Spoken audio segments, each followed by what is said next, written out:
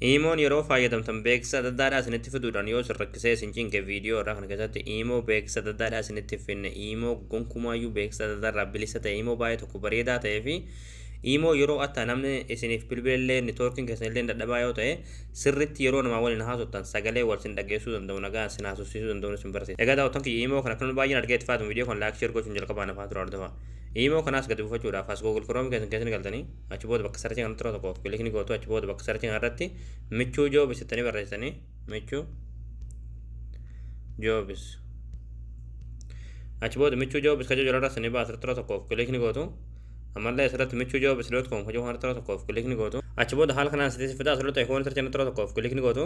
bakka sarchii irratti imo jettanii barreessanii achi booda sarchii fuuldura hanti gadi gootu sarchii gootu achi booda malee haala kana suuraa kan sanidaa suuraa kana tura tokko kilikni gootu achi booda image gad buufachuudhaaf tura ulfaa gadiimta manumaati achi booda dhumarta qalamati maadhaan kan barraa imo tokko buufadhaa akka jalatti daawunlood kan jetturti daawunlood tan tuttaniiti imo kana gad buufatanii